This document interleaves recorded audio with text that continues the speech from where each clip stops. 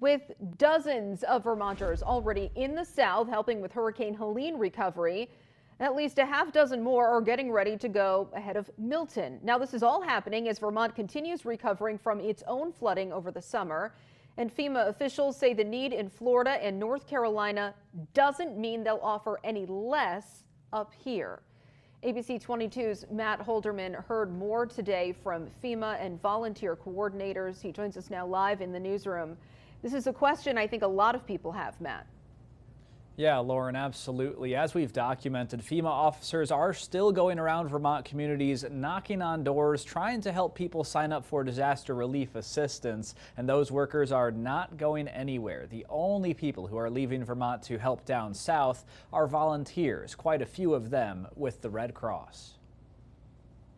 As of today, FEMA has provided over $7.5 million to help individuals and households that have been impacted by both July's severe storms. Emergency recovery efforts are ongoing across the country after numerous heavy rain events, including multiple in Vermont this summer. General William Roy with FEMA says there are still 330 FEMA personnel in Vermont, and although the main focus of the agency as a whole is currently on hurricane recovery and preparation down south, FEMA's national administrator is ordering her workers in Vermont to stay put. And the guidance that she provided to our regional headquarters in Boston was hold Vermont, continue to focus on the missions you're doing,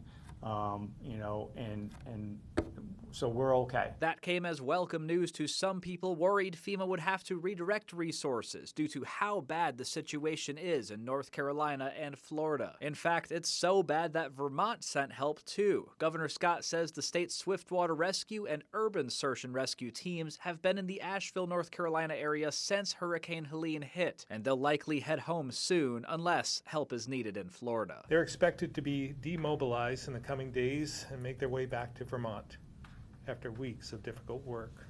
We're appreciative of all they've done, working very long days with limited cell phone coverage. In addition to them, the American Red Cross Northern New England has roughly 20 volunteers down south and is getting ready to send more, including 6 Vermonters. They're helping set up and run hundreds of evacuation shelters, which will remain in operation as long as needed. I mean, this is certainly one of the largest disaster responses I know the Red Cross has had in a while. It's amazing to see the resiliency and compassion that our Northern New England volunteers have to go to where it's needed and help those in time of crisis.